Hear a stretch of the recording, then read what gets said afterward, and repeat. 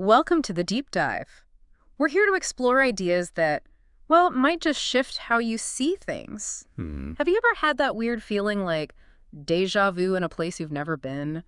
Or maybe felt a sadness that seems, I don't know, deeper than your own life? Yeah, those uncanny moments. What if death isn't quite the final curtain we imagine? What if it's more like a cycle, something transformative that happens again and again? That's exactly the territory we're stepping into today. Our source material today, it throws out this really provocative idea that you've actually died before, many times. And that's what we're going to unpack. This source really pushes against our usual thinking. It suggests death isn't just, the end point. Right. It's framed as a fundamental process, woven right into life itself, happening over and over. Okay. And these moments, these deaths, are supposedly key to finding out who we really are, like peeling back layers. Peeling back layers. I like that. So our mission here is to dig into these different kinds of death and rebirth. That's the plan. Yeah. Explore these layers. All right, let's dive in. The source kicks off with something really arresting. It says, you don't remember your first death. Not the one with fire, not the one with rituals and silence. It's not talking literal physical death here, is it? It feels bigger. No, exactly, not physical. This first death, as the source puts it, well, it describes the moment you forgot who you really are and became something smaller. Became smaller. Wow. Think of it as a kind of spiritual forgetting, losing touch with that bigger sense of self and starting to identify with, well, a much more limited version. Okay, like putting on a smaller coat that doesn't quite fit. Something like that, yeah. And the source goes on, suggesting we've done this loads of times. It says, you've died before, many times, in lifetimes you can't recall, in places you've never heard of, in bodies that aren't yours anymore. It really makes you wonder about, a much bigger picture of existence, doesn't it? It absolutely does. A continuity beyond just this one lifespan. But what's really interesting is how it brings this concept right into this life. It argues we're constantly going through metaphorical deaths right now. Ah, so not just ancient history, but everyday stuff. Exactly. The kinds of things we might actually recognize, perhaps without calling them deaths. This is where it starts to feel really relatable, I think. The text gives some pretty powerful examples of these 1,000 little deaths. Yeah, the small surrenders. Like, you died the first time someone told you that crying was weakness. Oof. Yeah. Hits home, right? Or you died when you gave up a dream just to fit in. We've all felt that pinch, haven't we? That feeling of something inside just shrinking. We have. And it lists others just as poignant. You died when you smiled through pain and told the world you were fine. Oh, definitely felt that one. And maybe the heaviest. You died when love left, and you never let anyone that close again. These aren't just bumps in the road, according to this source. They're actual endings, like part of you ceased to be. That's the framing. Fundamental shifts where a version of yourself just stops. But then, and this is the part that really made me pause, the source claims, but those deaths were sacred. Sacred? How can these painful moments, these diminishments, be sacred? That feels counterintuitive. It does, doesn't it? But that's the core message, the twist. It says they're sacred because each one peeled back a layer of the lie. The lie. The lie of who you thought you were, the limited version. Each death, it says, whispered the same truth in your ear. This is not who you are. Okay. So the pain isn't the point. It's the revelation after the stripping away. Exactly. It's about what's left when the illusion breaks. Every loss, every surrender is presented as this chance to see yourself more clearly, to realize, okay, that thing I lost, that wasn't the real me.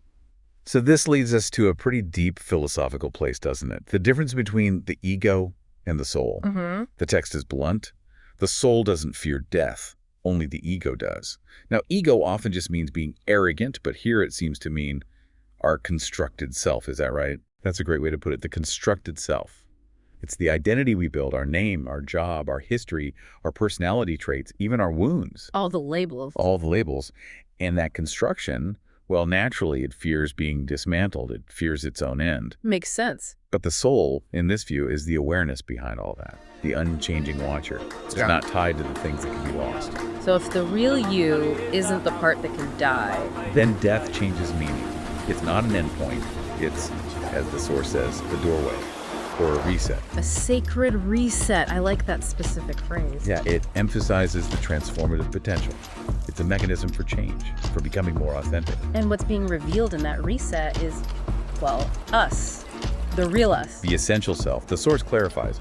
You're not your name, not your story, not even your thoughts. You're the one watching all of it.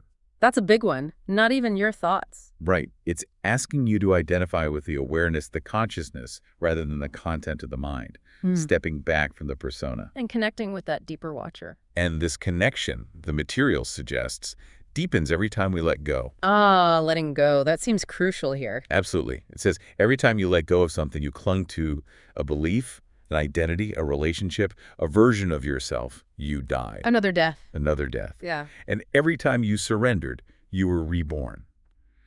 It paints this picture of a constant dynamic cycle, release and renewal. It's like shedding skin again and again. There's that analogy in the text too, isn't there? About the mask. Yes, exactly. The one you think is you is just a mask. Right. The soul, it's behind the mask, quiet, watching, waiting. It suggests our true nature is always present, just observing from beneath the surface identities. Which kind of brings us back to those weird feelings you mentioned earlier, déjà vu, feeling older than you are. The Source connects those dots. It suggests that feeling like your pain runs deeper than your own story, or that sense of uncanny recognition. It's because you have been here before. Maybe not literally this life, this body, but you've stood at this threshold of understanding before. These are echoes. The echoes of past. Deaths and rebirths. That's the implication. And it doesn't shy away from the tough stuff. Heartbreak, breakdowns. It calls them deaths and burials. Wow, burial. Intense language. But it says when something inside you is being stripped away, it was not to punish you. Okay, but why them? To reveal you, to awaken you. It frames suffering as a catalyst, a harsh but necessary part of waking up. Which leads to another really striking line. Awakening isn't beautiful, it's brutal, it burns. Yeah, that cuts against the grain of a lot of, gentle, feel-good spirituality. It really does. It says it's brutal, but it sets you free. So the intensity has a purpose. Liberation. That's the idea.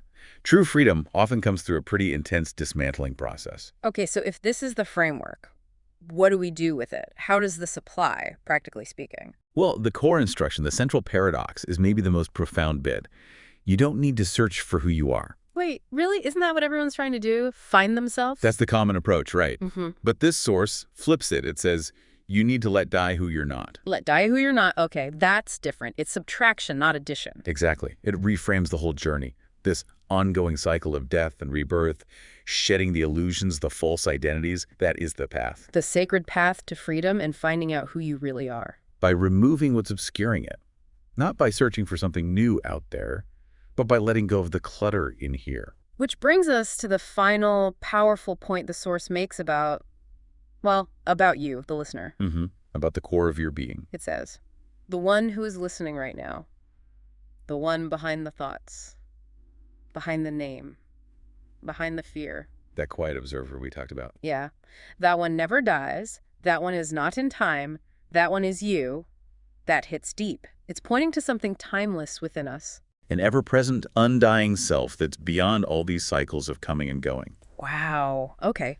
This deep dive really offers quite a perspective shift on, well, everything. On struggles, on change, on life itself. It certainly does. It really invites you, listening now, to think about this stuff, to remember the core message. You've died before, and you'll die again, many times. Framing life less as a straight line, more as a spiral of becoming. Exactly. Unveiling. And maybe as you go about your day, you could start to notice those little deaths, those moments of letting go. Instead of just seeing them as bad things. Right. Maybe see them as opportunities, moments of surrender that open up space for something more real to emerge, opportunities for self-discovery, for freedom. A chance to rise from the ashes of illusion, like the Source says. Again and again and again. That's what this space, this deep dive is really about. Remembering, returning. So the final thought to leave you with. Just an invitation, really, from the Source itself. Stay silent, stay watching, stay free.